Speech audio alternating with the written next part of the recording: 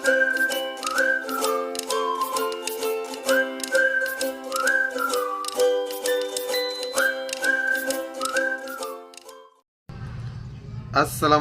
warahmatullahi wabarakatuh.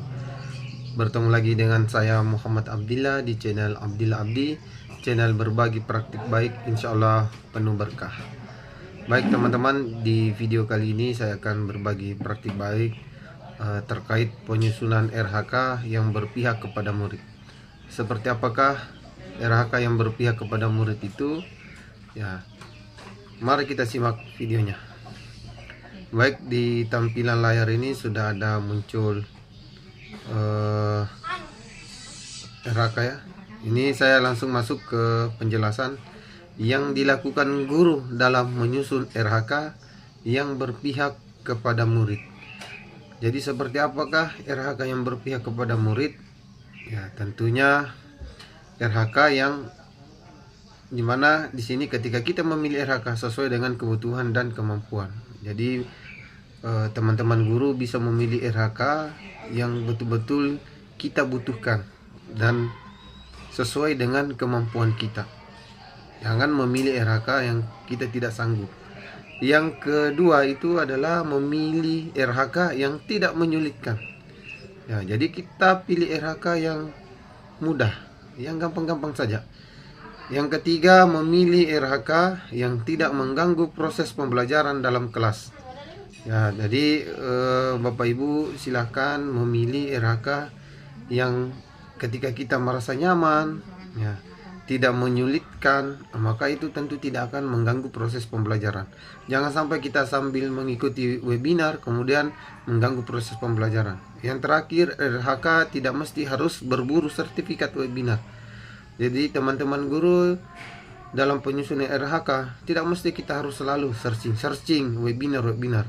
Jadi mulai sekarang kita hentikan searching webinar dalam menyusun RHK. Ya, kecuali itu adalah konsumsi pribadi, silahkan untuk pengembangan kompetensi.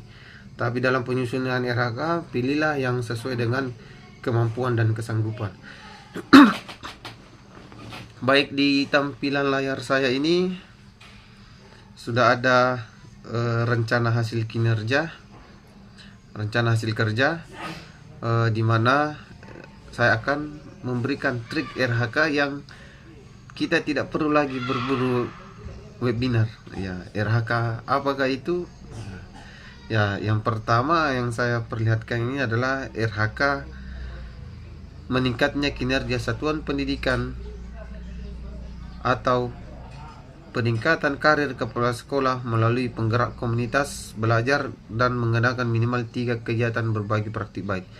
Nah, ini karena akun yang saya pakai ini adalah akun kepala sekolah, ya, saya pinjam akun.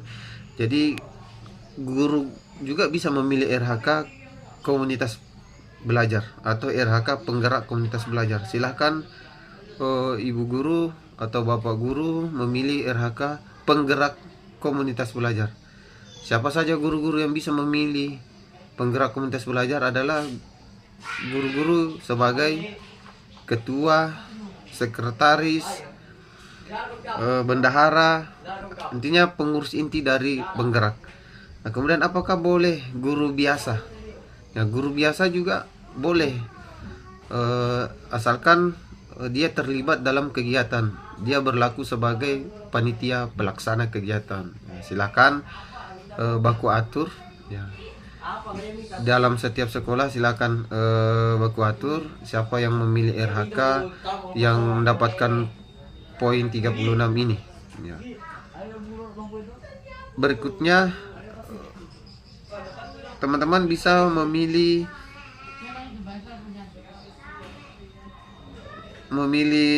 RHK peserta berbagi praktik baik yang diselenggarakan komunitas belajar. Ini juga RHK yang bisa teman-teman pilih. Kan setiap sekolah itu memiliki komunitas belajar, dan komunitas belajar itu tentunya akan melakukan satu kegiatan praktik baik. Nah, setiap bulannya. Jadi ketika rutin setiap bulan mengadakan satu kegiatan, berarti selama satu periode otomatis komunitas belajar itu menerbitkan 6 sertifikat Kenapa 6 sertifikat? Karena ada 6 bulan juga. Ketika Kombel itu rutin mengadakan satu kegiatan 1 bulan, maka tentunya setiap guru sudah mempunyai saldo 6 sertifikat ya. Jadi sisa 2 lagi yang dicari. Ini kan yang 2-nya bisa kita cari di kegiatan-kegiatan lain ya, apakah itu kegiatan berbagi praktik baik yang diadakan secara online oleh komunitas belajar yang ada di luar sekolah, itu boleh kita ikuti. Jadi ditambah dengan sertifikat-sertifikat lain, cuma 2 yang kita tambahkan. Ataupun dalam komunitas belajar dalam 1 bulan ingin mengadakan 2 kegiatan, itu boleh juga. Nah, jadi kalau komunitas belajar aktif itu teman-teman tidak perlu lagi berburu sertifikat webinar atau sering searching atau apalah, tidak perlu. Karena sejatinya RHK itu adalah pengembangan kompetensi guru sesuai dengan kemampuan. Nah, jangan dipaksa. Yang penting 32 poin sudah terpenuhi. Tidak perlu lebih dari itu. Ya, kalaupun ingin 100 tidak apa-apa, silahkan pilih 100. Yang penting Bapak Ibu sanggup untuk melaksanakan. Jadi apa yang direncanakan itulah yang akan dilaksanakan. Inilah inti daripada penyusunan RHK. Mungkin itu saja dari saya. Kurang dan lebihnya mohon dimaafkan. Assalamualaikum warahmatullahi wabarakatuh.